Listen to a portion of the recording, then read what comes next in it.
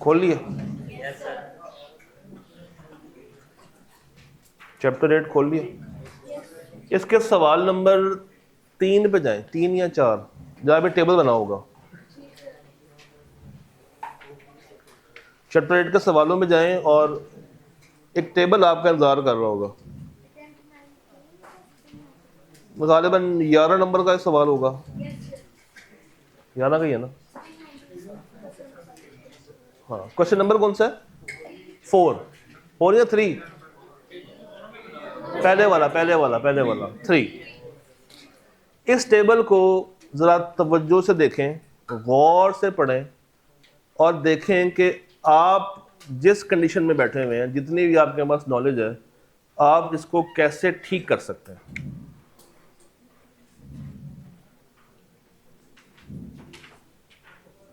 मैं तब तक यहां पे खोल लेता हूं।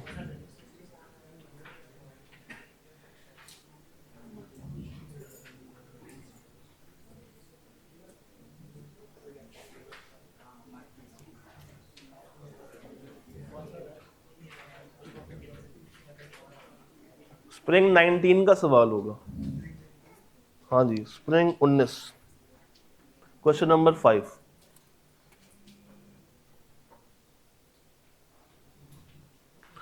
Spring 19, question number 5। क्या इधर टीवी का रिमोट कहीं पड़ा? इसका रिमोट HDMI, इसको ऑन रहने दो।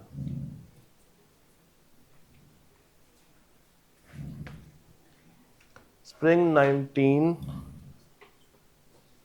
उसका रिमोट भी नहीं है। पीछे नहीं है? नहीं, नजर नहीं आ रहा मुझे पड़ा हुआ।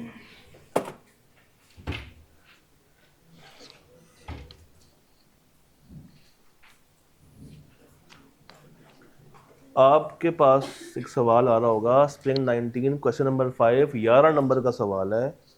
रिक्वायरमेंट को पढ़ लें और देखें कि किस हद तक आप इसको ठीक कर सकते हैं बेस्ड ऑन योर नॉलेज।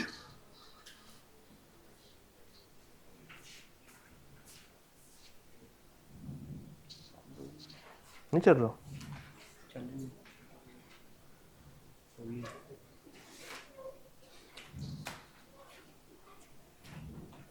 देखें, जरा ट्राई करें किस हद तक कर सकते हैं।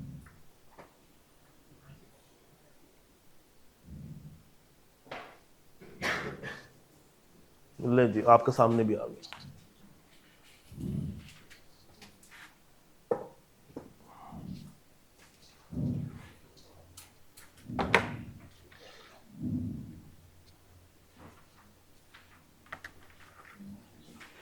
हो गया?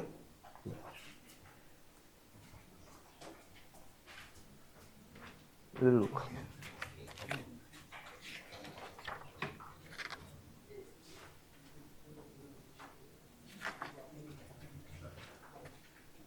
इसको हम जूम नहीं कर सकते यहाँ पे? नहीं, यहाँ से ऐसे करके जूम करके पूरा नहीं था। स्क्रीनशॉट है ना, कितने बच्चे बैठे हुए हैं? बच्चे काउंट करना।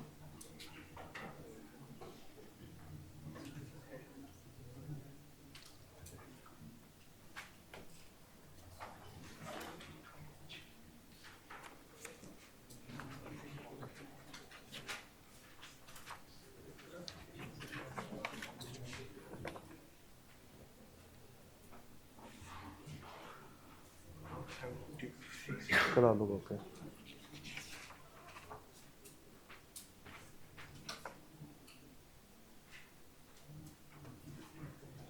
हाँ जी, कुछ बातें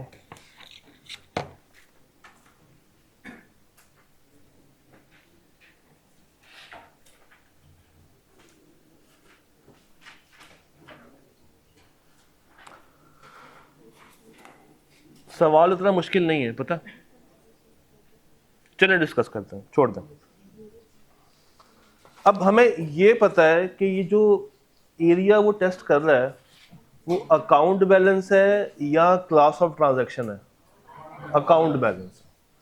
अकाउंट बैलेंस में जो टिपिकल असर्शंस होती हैं वो कौन सी होती हैं?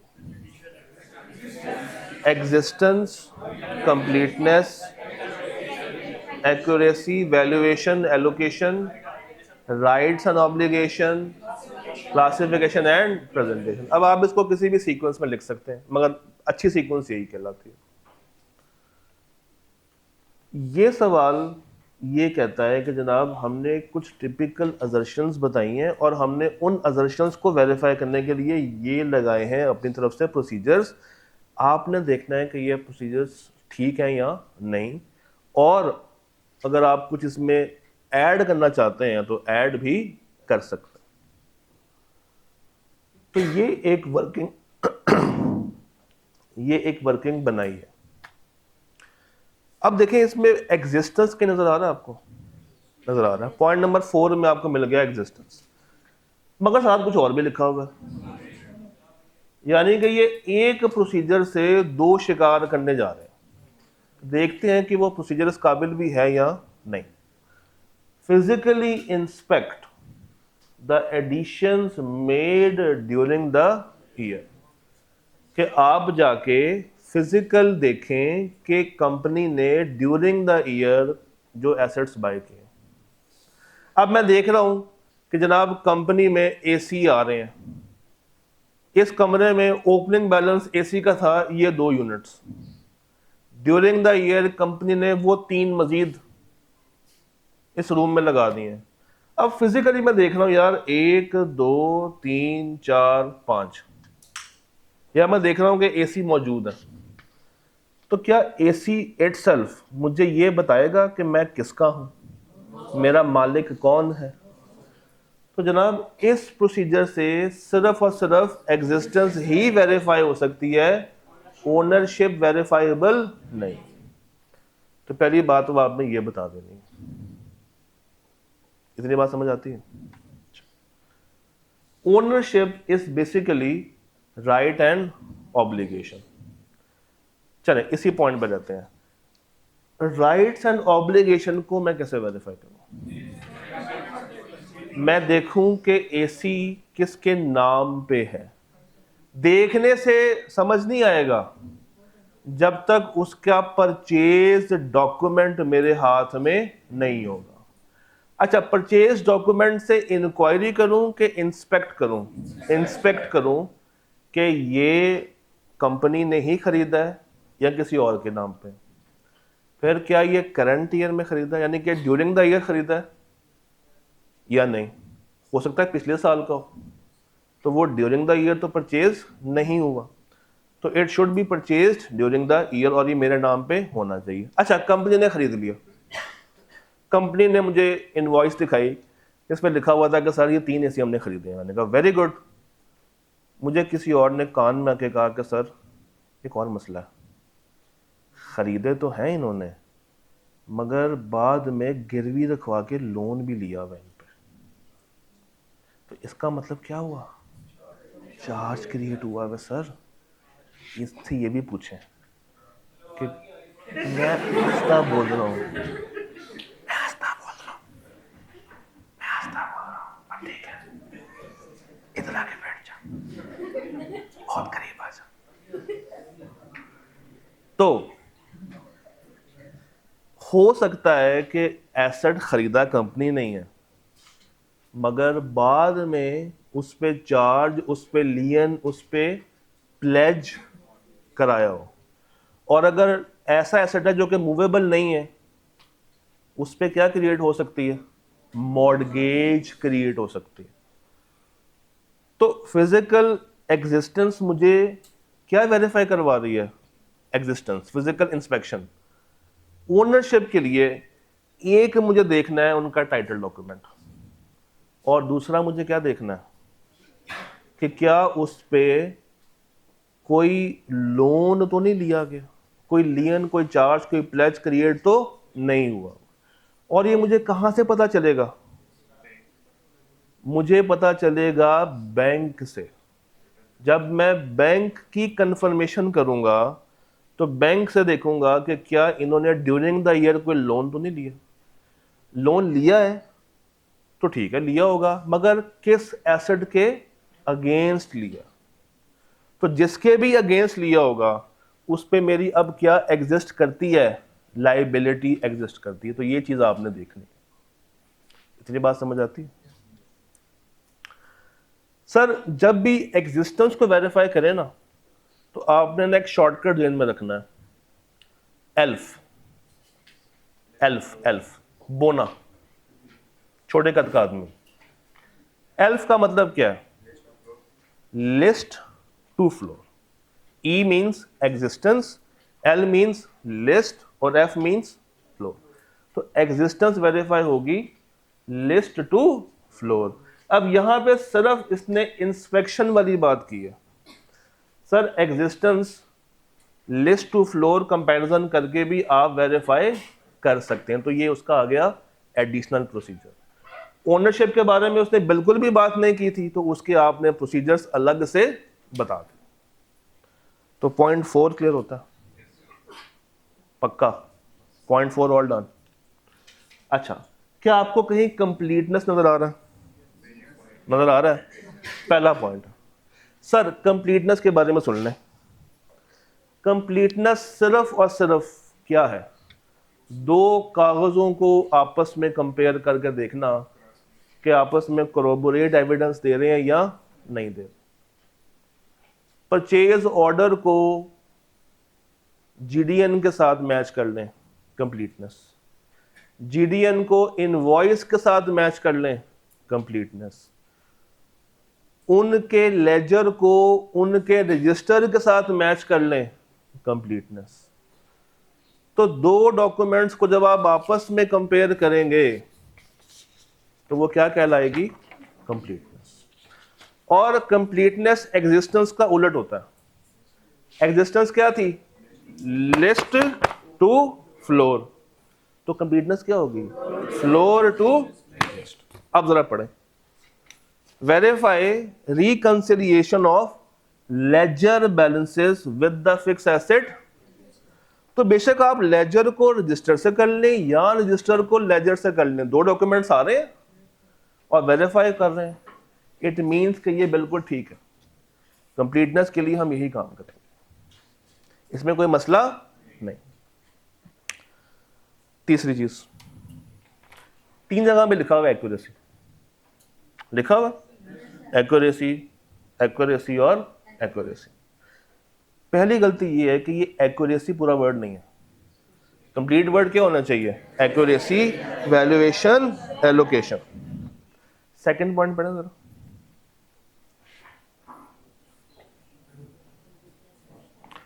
सेकंड पॉइंट क्या कहता है?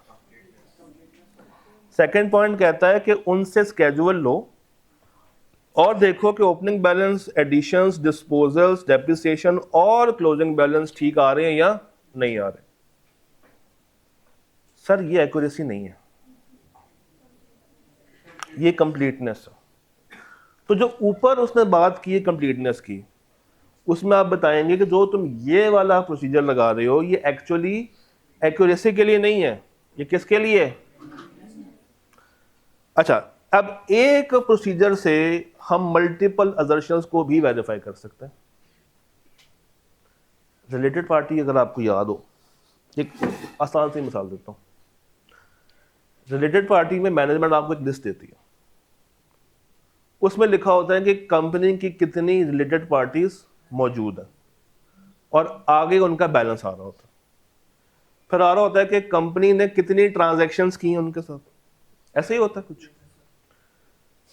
अगर उस लिस्ट में 36 पार्टीज हैं और 36 की 36 मौजूद हैं, इट मींस कि ये लिस्ट कंप्लीट।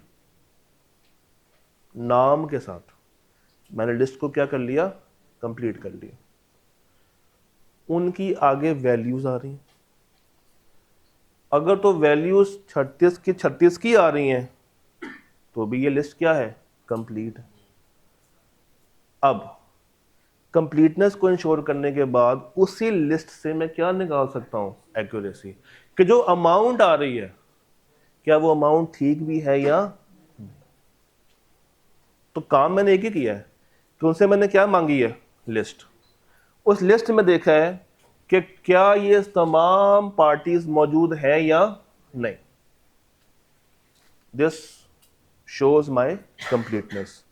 हर पार्टी के आगे क्या लिखा आ रहा है कि उसने कितने की ट्रांजैक्शन की है, कब की है, किस लिए की है, किसके साथ की है। अगर तो लिखा आ रहा है तो कंप्लीटनेस है। मैं अभी वैल्यू नहीं देख रहा, मैं किसको देख रहा हूं, ट्रांजैक्शंस लिखी आ रही है या नहीं आ रही। अब जब मैं उसको डिटेल से पढ़ना शुरू करूंगा और देखूंगा कि अमाउंट की वर्किंग ठीक है या नहीं है, that will show my accuracy. ये बात समझ आई। तो उनसे लिस्ट ले लेना, लिस्ट को देखना कि वह पूरी है या नहीं, कंप्लीटनेस। अमाउंट उसमें जो मौजूद है वो ठीक है या नहीं है, एक्यूरेसी। इस बात को कहीं उर्दू में लिख लें, बाद में काम आएगी।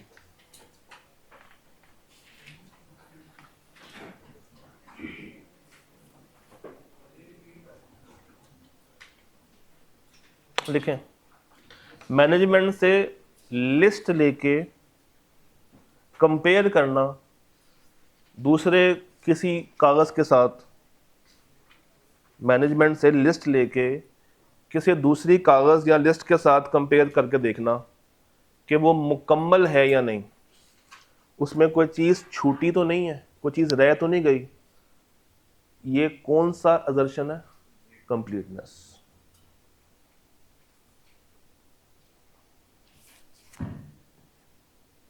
कि उसमें कोई रह तो नहीं गया। अच्छा, अब हमें सब के आगे अमाउंट लिखी हुई नजर आ रही है। अब इंडिविजुअली उन अमाउंट्स को देखना कि वो अमाउंट जो आ रही हैं वो ट्रू एंड फेयर है या नहीं, that shows my accuracy.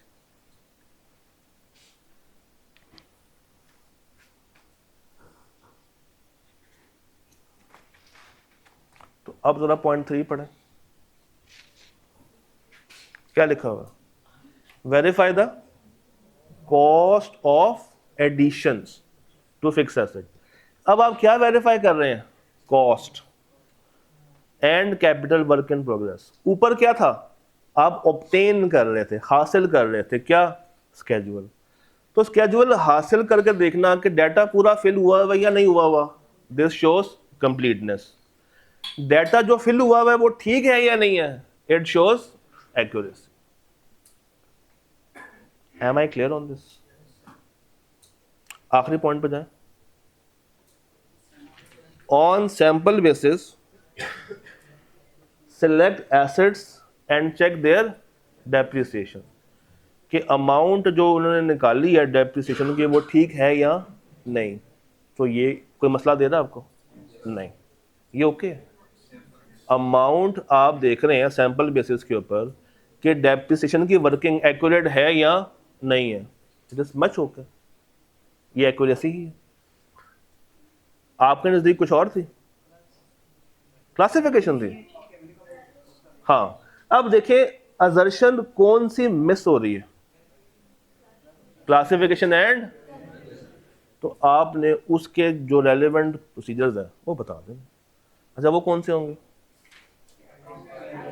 Classification में क्या लिखते हैं कि एसेट्स को सही अकाउंट फॉर किया है या नहीं किया।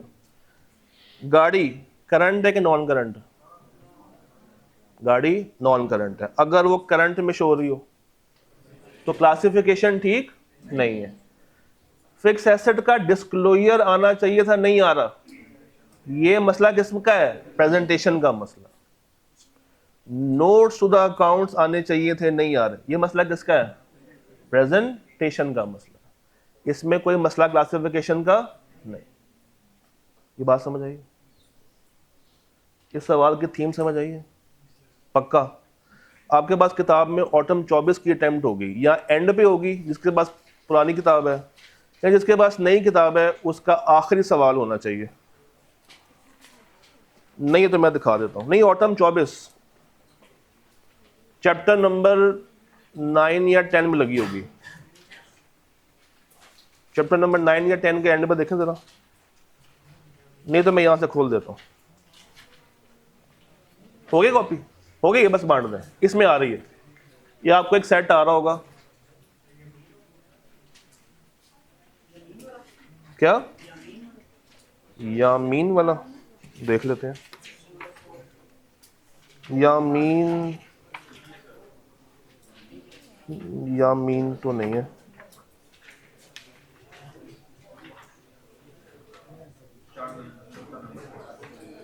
मिल गया किसी को? मिला कि नहीं मिला? यासीन तो नहीं है, यामीन होगा। हाँ, निकालें जरा, निकाला? इसको ट्राई करें, सेम टेबल होना चाहिए बना हुआ। बना हुआ टेबल ऐसे ही छोड़ दे, मैं यहां से निकाल देता हूं।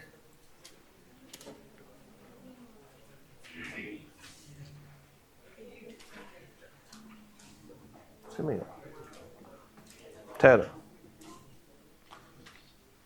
आज मेरे पास ना पूरा डाटा, ठहर,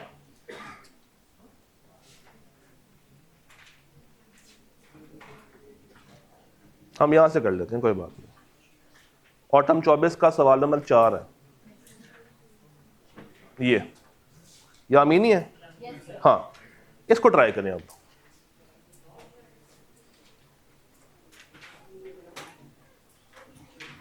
इसको ट्राई करने की कोशिश करें, देखें आप लोग कहां तक चीजें निकाल पाते हैं।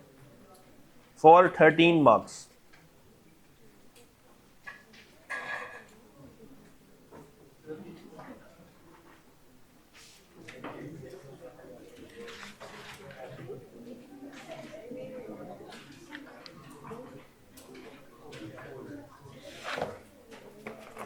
इसमें नहीं आ रहा। शराज भाई, ओ शराज भाई, ये सवाल मिस कर रहे हैं आप। मैंने कहा कोई बात।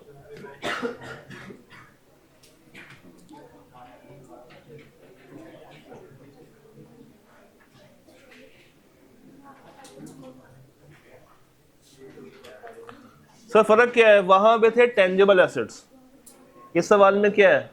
Intangible assets. अच्छा, वो स्लाइड कहाँ पे शराज, तो कल भेजी थी आपको, मेल में है?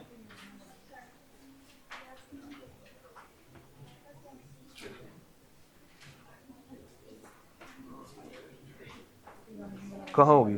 इसमें है, मेल में? इसमें है शराज या नहीं है?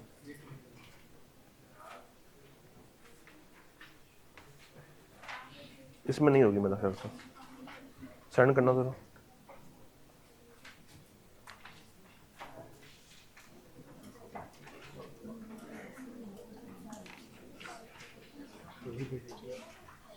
नाइन, उसको यहाँ पे सेंड करो जरा।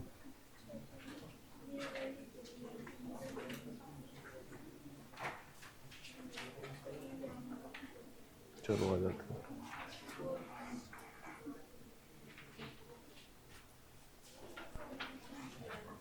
हाँ ठीक है, नहीं ये है, नहीं ये तो नहीं है,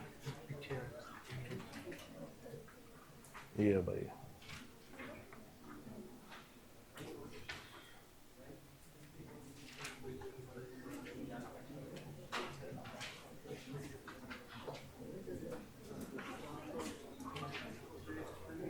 मैं इस सवाल की बात कर रहा हूं, इस सवाल।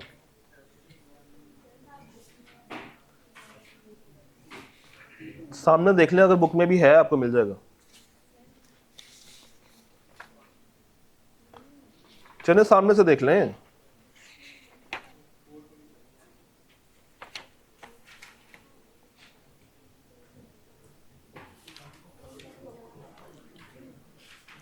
कहता है जी, Yameen is an audit junior in a firm of chartered accountants. He was recently assign to an audit client. नाम क्या क्लाइंट का? Tech Innovations limited.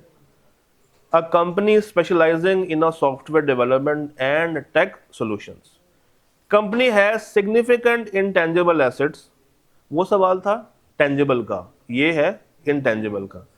Primarily consisting of internally developed softwares and acquired patents. Yamin perform the following procedures. आपने क्या बताना है? Identify and explain the procedures that may lack relevance. यानी कि कौन से relevant नहीं है for the assertion. Also recommend any 2 additional बातें. अच्छा, आपको एक तरीका बताता हूँ. फर्ज करें इस कंप्लीटनेस में से सेकंड पॉइंट या फर्स्ट पॉइंट कंप्लीटनेस का नहीं है, तो वो किसी और assertion का तो होगा ना.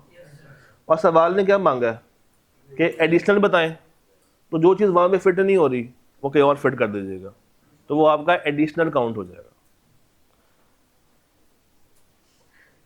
एग्जिस्टेंस में है जरा. Obtained the intangible asset register and traced the recorded amounts to acquisition documents. क्या इस तरह एग्जिस्टेंस वेरीफाई होती है? नहीं, कि आप उनसे रजिस्टर लें और फिर क्या करें, उसको ट्रेस करें कि रिकॉर्डेड अमाउंट टू डॉक्यूमेंट्स. तो सर इससे मैं क्या वेरीफाई कर सकता हूँ? मैं इससे कंप्लीटनेस की तरफ ज़रूर जा सकता हूँ मगर एग्जिस्टेंस वेरीफाई नहीं कर सकता. तो हल्का सा साइड में कहीं लिख लिया कि ये मैंने कहाँ फिट करना है, कंप्लीटनेस में. अच्छा, point 2, obtained management representation that all intangible assets are disclosed to the auditor and that TIL holds valid license for them.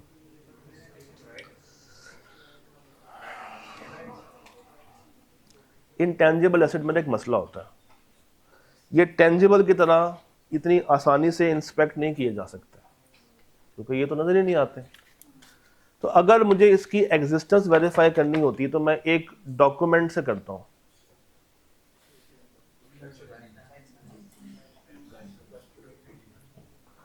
Agreement से, लाइसेंस के जो कॉन्ट्रैक्ट्स होगा, जो ब्रांड का कोई कॉन्ट्रैक्ट हुआ होगा, तो वहां से मैं इसकी एग्जिस्टेंस को जान सकता हूं, पहचान सकता हूं. मुझे ये नजर तो आने वाले नहीं है. तो अब पढ़ें. Obtained management representation that all intangible assets are disclosed to the auditor and TIL holds a valid license for them.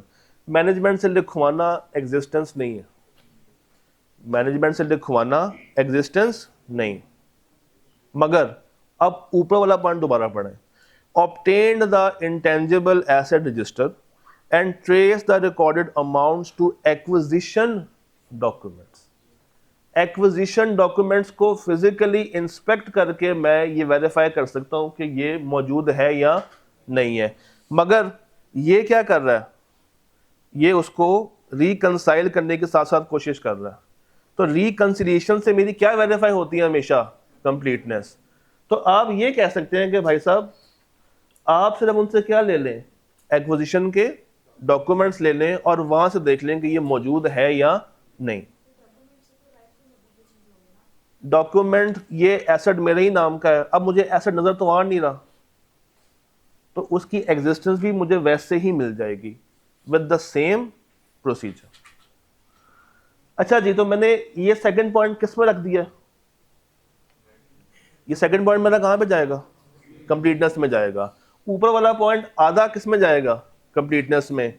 बस हल्का सा ये बता देना कि ये जो सिर्फ अगर आप बात करते हैं ना डॉक्यूमेंट्स की, तो इससे मैं अपनी एग्जिस्टेंस वेरीफाई कर सकता हूं. अच्छा, इसके अलावा और कोई 2 ऐसी बातें जो कि आप यहां पे लिख सकते हैं? एग्जिस्टेंस और कैसे कैसे इंटेंजिबल की वेरीफाई की जा सकती है? हाँ, ये कह रहा है कि हमने कुछ इंटरनली बनाए हैं और कुछ पेटेंट्स को एक्वायर किया है. तो जो आपने पेटेंट्स एक्वायर किए होंगे उसका कोई कॉन्ट्रैक्ट हुआ होगा, तो आप वो कॉन्ट्रैक्ट देख के क्या वेरीफाई कर सकते हैं? एग्जिस्टेंस को वेरीफाई कर सकते हैं. फिर जो इंटरनली बनाए हैं उसका रिसर्च एंड डेवलपमेंट का डॉक्यूमेंट बना होगा. तो जितना खर्चा डेवलपमेंट का है, इट मीन्स कि ये एसेट एग्जिस्ट करता है तभी तो हमने उसके ऊपर खर्चा किया है। अदरवाइज रिसर्च का खर्चा हमेशा कहाँ पे जाता है? एक्सपेंस आउट होता है। जी, यही बात ठीक है। किसकी? कैसे कर सकते हैं? आप मिनट्स को देख के भी ये वेरीफाई कर सकते हैं कि कंपनी ने वाकई में ये बनाया है या नहीं बनाया। फिर जिन्होंने बनाया है उनसे इंक्वायर करके भी कंफर्म किया जा सकता है कि क्या वाकई में कंपनी ने ये चीज कंस्ट्रक्ट की है या नहीं की। तो आपके पास मुख्तलिफ तरीके हैं इसकी एग्जिस्टेंस को वेरीफाई करने के। Next is completeness. ऊपर आए जरा। Traced the amount specified in the list of intangible to the figures included in trial. दो डॉक्यूमेंट्स को कंपेयर करने से हमेशा क्या वेरीफाई होती है? तो ये तो okay. Second point, inspect software licence and patents held by TIL. Sir इससे कंप्यूटर्स तो वेरीफाई नहीं कर सकते, इससे मैं क्या वेरीफाई कर सकता हूं? तो इसका एक पॉइंट ऊपर चला जाएगा और इसका एक पॉइंट नीचे आ जाएगा। डन, चलो आगे। Rights on obligation. Verified the recorded amounts in the ledger by cross-referencing with the intangible asset register. तो अगेन ये क्या वेरीफाई करने जा रहा है? कंप्लीटनेस। तो ये पॉइंट भी ऊपर चला जाएगा।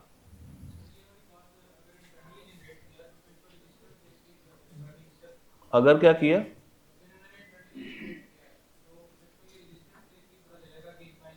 लाजमी बात, अगर उन्होंने इंटरनली जनरेट किया है तो फिर कंप्लीटनेस को वेरीफाई करने के लिए क्या करना होगा?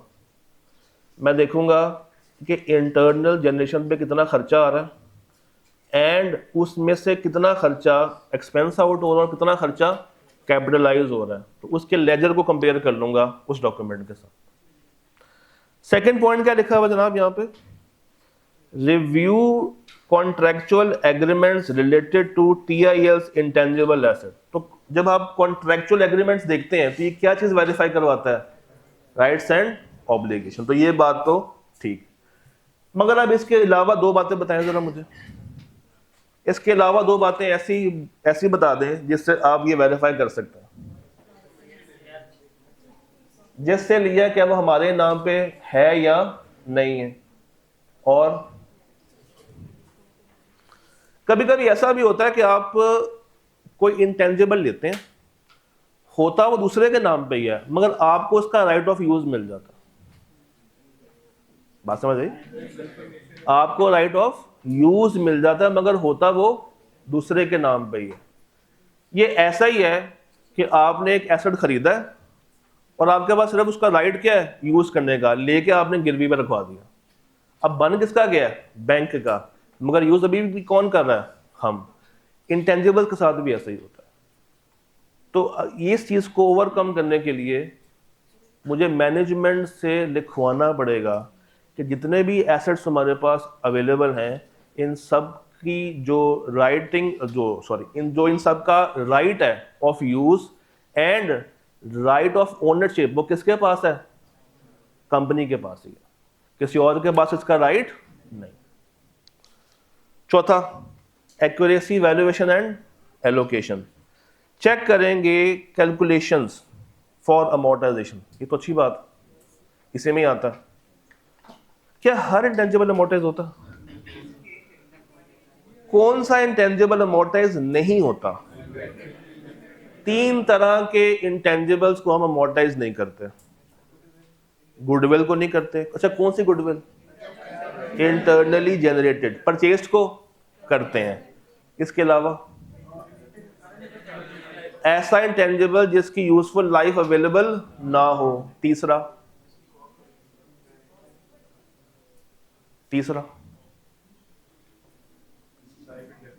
वो तो हो गया ना, लाइफ इंडेफिनिट और गुडविल तो मैंने बात कर ली। तीसरा कौन सा होता है जिसको हम अमोर्टाइज नहीं करते?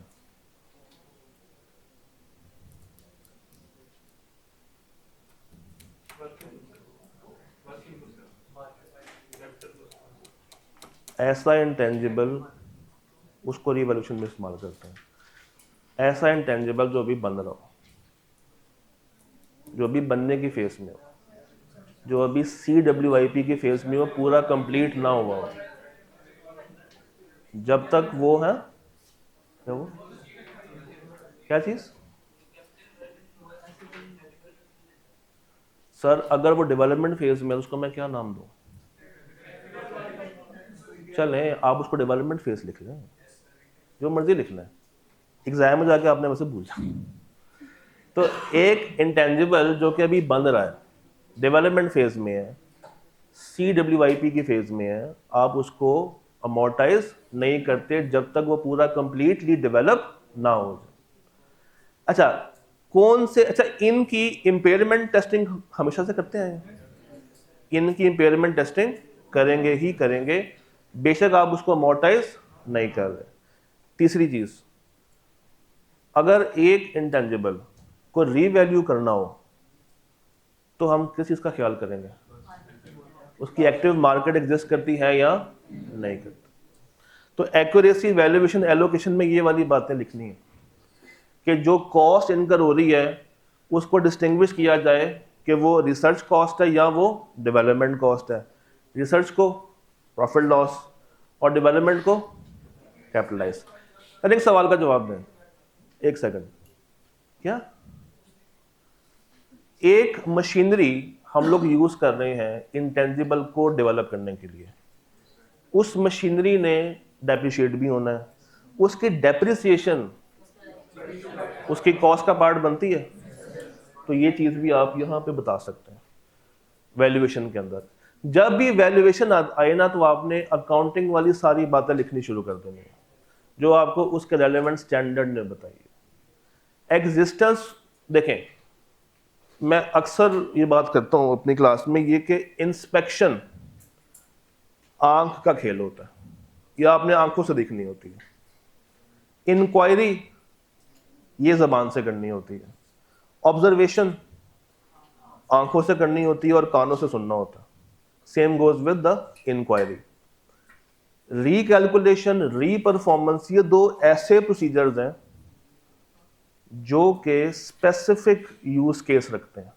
अगर मुझे कोई मैथमेटिकल एरर नजर आ रहा है तो मैं सिर्फ क्या करूंगा? रिकैलकुलेशन। इसका इसके अलावा कोई और काम नहीं है। अगर मुझे उनके किए हुए प्रोसेस में भरोसा नहीं आ रहा तो मैं क्या करूंगा? रीपरफॉर्मेंस। इसका इसके अलावा कोई और यूज केस नहीं है। कन्फर्मेशन सिर्फ और सिर्फ कब करनी है? जब मुझे खत के थ्रू किसी से बैलेंस कंफर्म करना है, चाहे वो डेटर हो, चाहे वो क्रेडिटर हो, चाहे वो थर्ड पार्टी हो, चाहे वो बैंक हो। रह गई तीन बातें। कौन सी बातें? इंक्वायरी, इंस्पेक्शन और ऑब्जर्वेशन। ये तीन ऐसे प्रोसीजर्स हैं जो कि तकरीबन हर अजर्शन में फिट हो जाते हैं। तो आपने इन तीनों के इर्द गिर्द रह के ही प्रोसीजर्स को डेवलप करना सीखना। और दो वर्ड्स अक्सर जवाब में यूज करता है, चेक दैट, वेरीफाई दैट। तो आप इंस्पेक्ट को चेक भी लिख सकते हैं, थोड़ा सा बस चेंज करने के लिए, फ्लेवर चेंज करने के लिए, और इंस्पेक्ट को क्या लिख सकते हैं? वेरीफाई लिख सकते हैं। सर लास्ट पे आए जरा, प्रेजेंटेशन एंड। देखें इसमें कोई प्रॉब्लम है?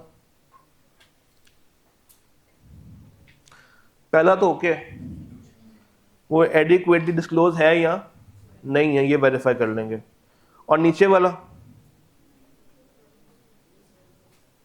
Review acquisition agreements to identify terms and conditions such as amortisation period and legal right.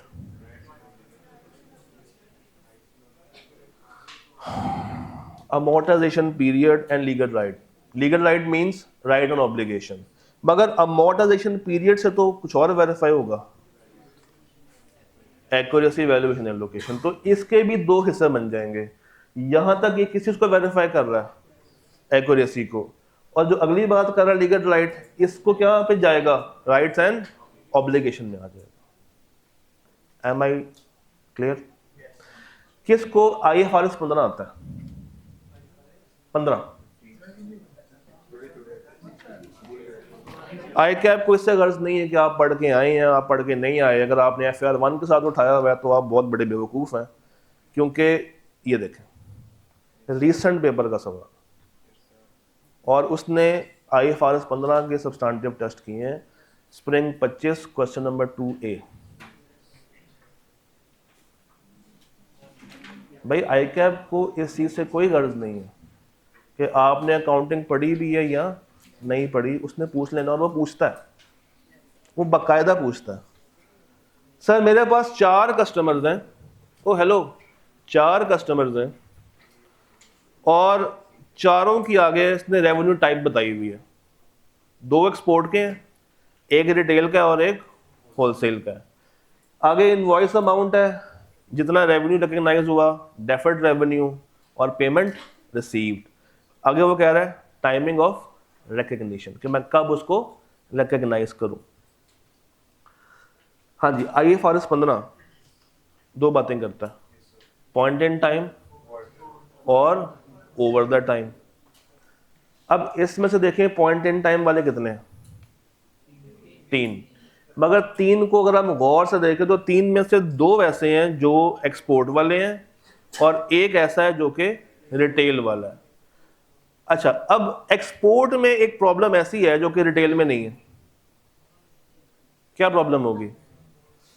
Export में एक प्रॉब्लम ऐसी है जो कि रिटेल में नहीं है। चलिए छोड़ दें, IFRS 15 ना भी हो, खैर है, मगर एक्सपोर्ट में एक मसला ऐसा होता है जो कि रिटेल में नहीं होता, फॉरेन एक्सचेंज। तो ये जो 2 कस्टमर्स है मेरे पास एक्सपोर्ट वाले, ABC और टैक्स कॉरपोरेशन, इन दोनों के मुझे ईयर एंड का क्लोजिंग बैलेंस देखना पड़ेगा, और इससे मेरी असर्शन कौन सी वेरीफाई होगी? Accuracy, valuation, allocation. और ये जो आपका रिटेल वाला, इस पे ये रेलेवेंट प्रोसीजर लगाने की ज़रूरत नहीं। अच्छा, मुझे ये बताइए हम रेवेन्यू कब रिकॉर्ड करते हैं? जब गुड्स हम भेज देते हैं, कंट्रोल उसको ट्रांसफ़र कर देते हैं, और अगर सिर्फ एडवांस आया हुआ है, गुड्स हमारे पास ही पड़ी हुई हैं, तो हमारे लिए एक लाइबिलिटी डेवलप हो जाती है। ठीक है, अब ज़रा आए ज़रा फर्स्ट में। ABC ने क्या किया? इनवॉइस बनाई 50 रुपये की, रेवेन्यू रख लिया 50 रुपये का, पेमेंट भी आ गई 50 रुपये की, और इनवॉइस डेट क्या है? 1/12/2024। ईयर एंड क्या है? 31 दिसंबर। इसका मतलब है कि हमारे साल में ही ये चीज़ डिलीवर भी हो गई है। इन्होंने तो रेवेन्यू रिकग्नाइज कर लिया है। बीइंग ऑडिटर मुझे क्या चेक करना है? रिस्क क्या है कि रेवेन्यू ठीक से रिकग्नाइज हुआ भी है या नहीं। तो हम रेवेन्यू कब रिकग्नाइज करेंगे? जब गुड्स उसको डिलीवर हो जाए। तो मैंने चेक भी यही करना है, मैं देखूंगा कि भाई साहब गुड्स उसके नाम पे डिलीवर हो गई हैं, अब इन गुड्स पे हमारा राइट एग्जिस्ट नहीं करता। और दूसरा इसमें मुझे क्या वेरीफाई करना है? Foreign exchange. Foreign exchange. फिर वो जो पेमेंट आई है, ये नजर कहां पे आनी चाहिए? कहां पे आएगी? बैंक में आएगी। तो बैंक स्टेटमेंट से वेरीफाई कर लूंगा कि वाकई में ये पेमेंट रिकॉर्ड हो गई है या नहीं। सेकंड पे आए, सेकंड पे, हाँ सेकंड पे आ जाए। रिटेल है, अच्छा इसको सेल कब हुई है? 5/12। इनवॉइस अमाउंट 90, रिकग्नाइज कितना किया है? 90, पेमेंट कितनी आई है? तो एंट्री के पास कोई होगी, कैश डेबिट किया होगा 60 रुपए से, रिसीवेबल बनाया होगा 30 रुपए से, और सेल रिकॉर्ड की होगी 90 से। कैश तो आ गया, इसमें तो कोई मसला नहीं है। मसला किस में होगा? रिसीवेबल में। तो प्रोसीजर क्या होगा कि क्या ये रिसीवेबल बैड डेट की तरफ तो नहीं जा रहा? क्या ये रिसीवेबल बैड डेट की तरफ तो नहीं जा रहा? और अगर जा रहा है तो क्या मैनेजमेंट ने इसकी प्रोविजन रिकॉर्ड की है या नहीं की? दूसरा इसमें है, दूसरा अब देखें ये हमारा कस्टमर है जो कि हमारे मुल्क में है, तो इससे बड़ी आसानी से क्या किया जा सकता है? एक्सटर्नल कंफर्मेशन से इसका बैलेंस कंफर्म किया जा सकता है। तीसरा, क्या क्या जी, क्योंकि आप ईयर एंड पे खड़े हुए ना, ईयर एंड में तो आपने बताना है, जब आप क्लोज करते हैं तो आप बताते हैं कि हमने कितनों का प्रोविजन रिकॉर्ड कर लिया है। बेसिकली एजिंग पूरे साल की होती है, बट जब आप कट ऑफ लगा रहे हैं ईयर एंड का तो एक महीने की भी एजिंग आपने बतानी होती है। तीसरा पॉइंट देखें, ओवर द टाइम। ये क्या होता है भाई? What is over time contract? Over time means जब ओवर द ईयर आप रेवेन्यू को रिकग्नाइज करते हैं, किस बेस पे? आउटकम बेस पे, प्रोग्रेस बेस पे, आउटपुट की बेस पे। जितना जितना आपको आउटपुट मिलता जा रहा है उतनी उतनी आप रेवेन्यू रिकॉर्ड करते जाते हैं। तो 100, 60, 40 और 60। पहली चीज, क्या 60 का रेवेन्यू हो गया या नहीं हो गया, ये वेरीफाई। जो 40 का डेफिट पड़ा हुआ है इसको आप कंफर्म करवा लेंगे, क्या वाकई में इतना रेवेन्यू अभी देने वाला है या और लेने वाला है या नहीं है।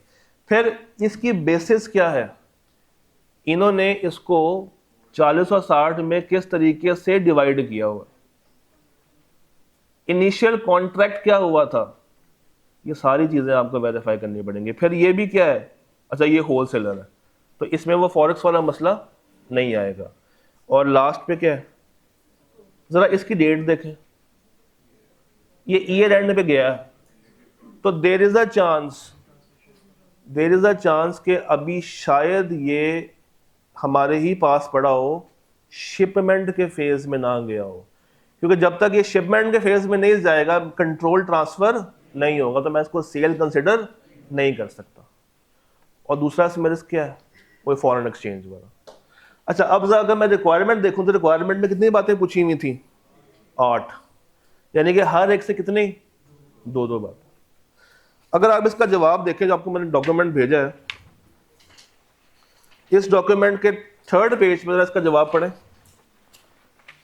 यही जवाब है आई कैप का। अब उन्होंने क्या किया है, उन्होंने point in time, over the time को सेग्रीगेट करके हर डेटर को बीच में डाल दिया। इसका अच्छा जवाब कुछ ऐसे बन सकता है, डेटर वाइज, कि एबीसी को कैसे वेरीफाई करेंगे, दूसरा जो रिटेल वाला है वो कैसे वेरीफाई होगा, टैक्स वाला कैसे वेरीफाई होगा, और चौथा स्टाइल वाला कैसे वेरीफाई होगा। उन्होंने क्या किया है, उन्होंने पॉइंट इन टाइम और ओवर द टाइम को इकट्ठा बताना शुरू कर दिया है। मगर बीइंग स्टूडेंट आपको क्या करना चाहिए था, आप उसको डेटर वाइज लेके चलते। अब जब आप डेटर वाइज करेंगे ना, जिंदगी आपकी आसान हो जाएगी। ये जो फॉरेन वाली बात है, ये आप अगर स्ट्रेट लाइन में आएंगे तो एक दफा लिखेंगे, पर अगर डेटर में आएंगे तो 2 दफा लिख सकते हैं। तो ये टोटके होते हैं कुछ, इसको पढ़ लें, वो रहने दें, बेशक इसको रीड कर लें एटलीस्ट। और हाँ, इसमें एक और काम मैंने ये किया था कि मैंने रेलिवेंट अजर्शन भी डाली है कि उससे कौन सी अजर्शन वेरीफाई हो रही है।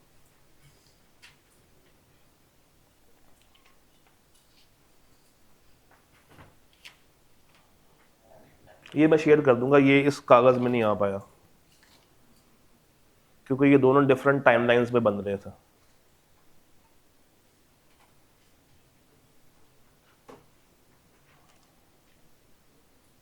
तस्वीर करना चाहते तो तस्वीर कर लें फॉर द टाइम बिंग। हाँ जी, पहला वाला क्या है, इंस्पेक्ट द शिपिंग डॉक्यूमेंट्स, और उसके नीचे क्या लिखा हुआ है, करेंसी एंड एक्सचेंज रेट। नीचे वाला मैनेजमेंट से इंक्वायर करना है, किस चीज़ को, कि जो 30 रुपये की कैश में है वो जो अभी तक अनपेड है, ऐसा क्यों है, और क्या उन्होंने गलती तो नहीं की इसको रिकॉर्ड करने में, और क्या इसकी प्रोविजन बुक करनी है या नहीं बुक करनी। और उसके नीचे टैक्स कॉप। अब देखें ज़रा, इसमें क्या लिखा हुआ है, इंस्पेक्ट द शिपिंग डॉक्यूमेंट्स, इसमें भी क्या लिखा हुआ है, शिपिंग डॉक्यूमेंट्स, फॉरेन एक्सचेंज, और यहाँ पे क्या है, डेटर कंफर्मेशन। क्यों, क्योंकि ये हमारे मुल्क का था।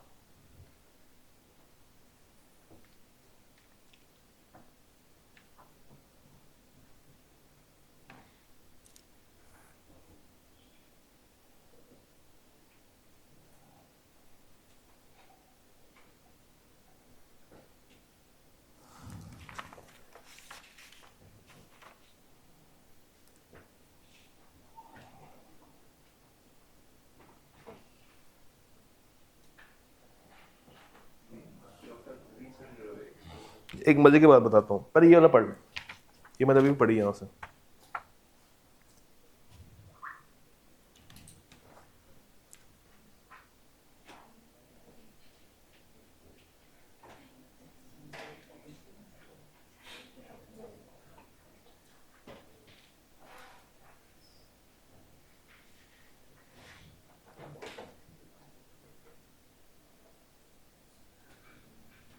पढ़ लिया, ये भी देख लो।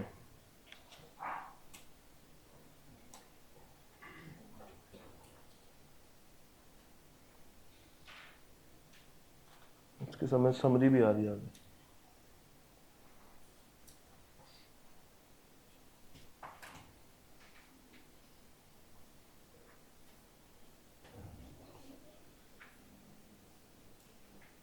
जरा इस पेज पे जाएं और इसके एग्जामिनर कमेंट्स की पहली तीन लाइनें पढ़ें।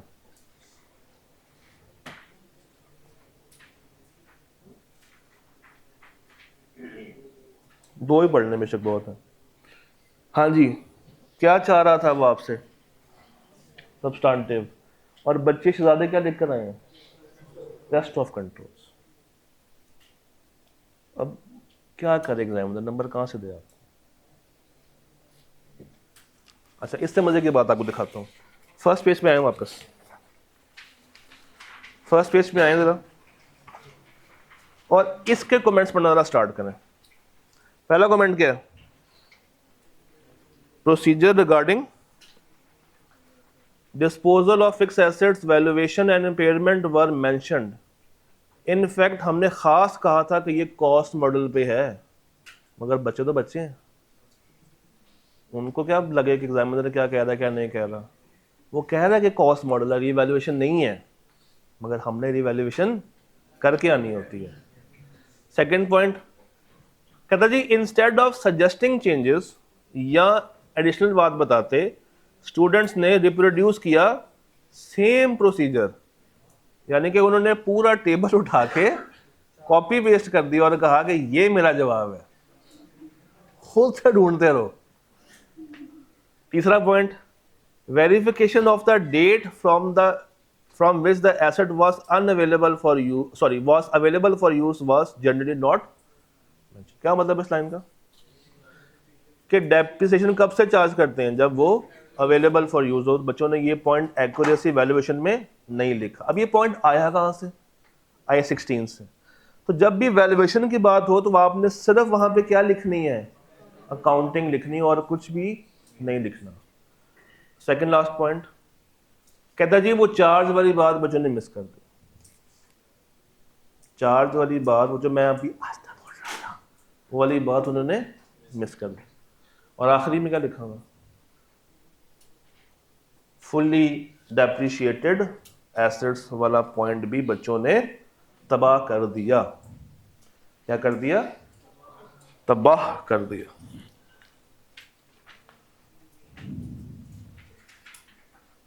अच्छा जी, ये हो गया, ये भी करना है। ये सवाल हम करेंगे रिस्क के साथ, और ये हम लोगों ने कर लिया ना बटम 24 का। अच्छा, अब आएंगे ऐसे सवाल पे, ये इसी का पार्ट भी कोशिश करें, देखें आप कहां तक कुछ ना कुछ अचीव कर पाते हैं। सोचिए, मैं आपको पूरे 5 मिनट दे रहा हूं, जी लें अपनी जिंदगी आज। इस सवाल को देखें और सॉल्व करें पूरे 5 मिनट में।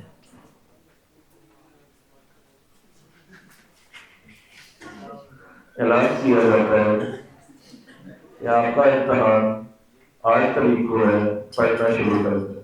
शुक्रिया।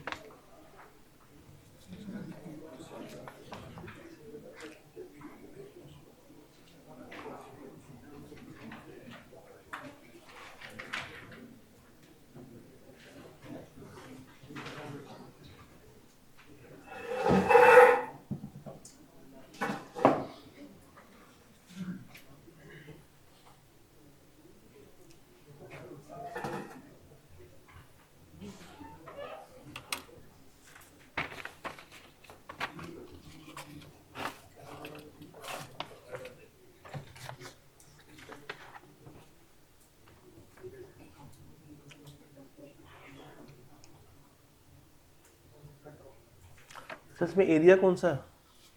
Cash and bank.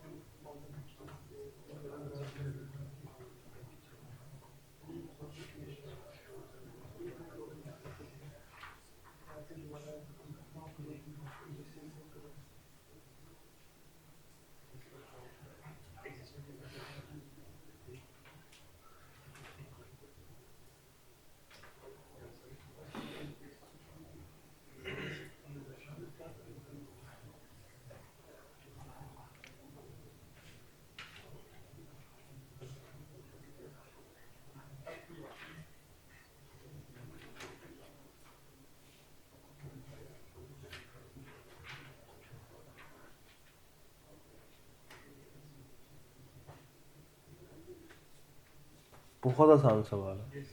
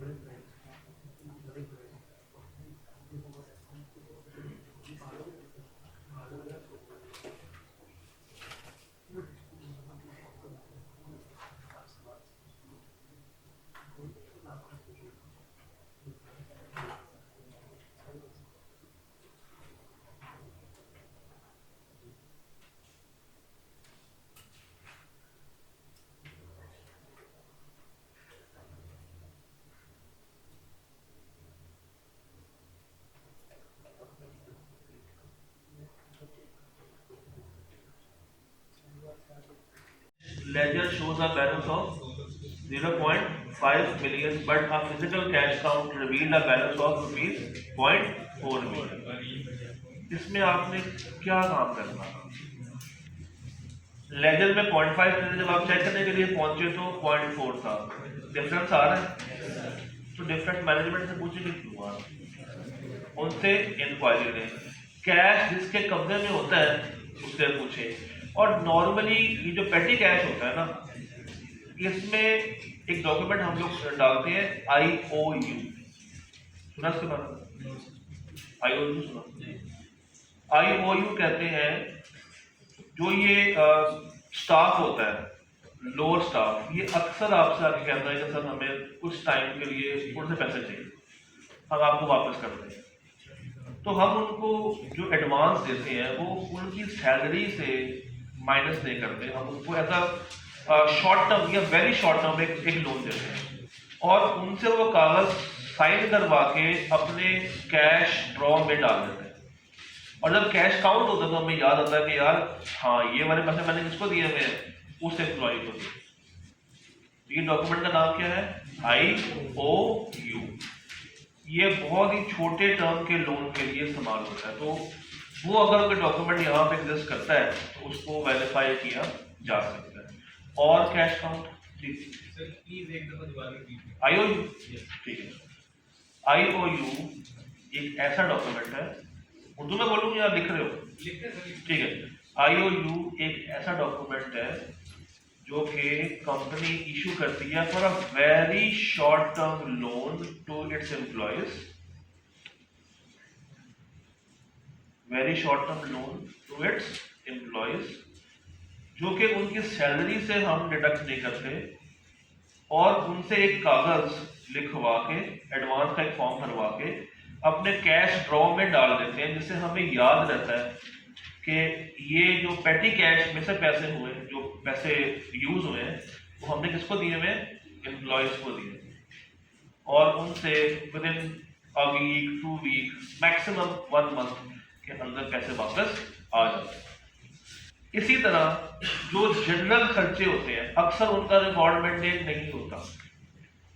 जो पेटी एक्सपेंसेस होते हैं, अक्सर बंदा उनका रिकॉर्ड मेंटेन करना भूल जाता है, तो हो सकता है कि ये डिफरेंस उस वजह से भी आ रहा। अच्छा, इसके ऊपर क्या है, cash book contains cheques issued more than 6 months ago. 6 महीने से ऊपर एक चेक क्या हो जाता है, टाइम आउट हो जाता है, that still remains outstanding.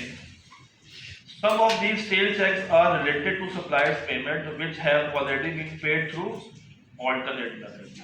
हमने चेक इशू किए हुए मगर उन्होंने कैश नहीं कराए, और कुछ को हमने किसी और तरीके से भी पेमेंट कर दी हुई है।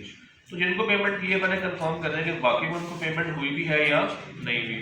फिर ये देखें कि ये चेक, इनमें से कोई चेक ऐसा तो नहीं है कि हमारे अकाउंटेंट ने री इशू कर दिया हो, डेट काट के अपने साइन करके चेक दोबारा से इशू किया जा सकता है, उसको टाइम बाउंड होने से बचाया जा सकता है, तो वो देख लें। फिर ये जो चेक्स हैं जो आपने इशू किए हुए हैं, बैंक स्टेटमेंट को देख लें कि इनमें से कोई चेक कैश तो नहीं हुआ, और ये चेक वापस मंगवा लें। ये चेक क्या करें, वापस मंगवा के अपने पास रखें। इससे ऊपर क्या हो रहा है, बैंक रिकंसिलिएशन बन रही है, और डिफरेंस आ रहा है कितने का, 2.5 मिलियन का करंट ईयर में डिफरेंस आ रहा है। पिछले साल का अकाउंट देख लें और अगले साल का देख लें कि क्या ये डिफरेंस एडजस्ट हुआ है या नहीं हुआ, और अगर नहीं हुआ इट मीन्स कि कोई कंट्रोल में इशू है जिसकी वजह से ये अमाउंट में फर्क आ रहा है।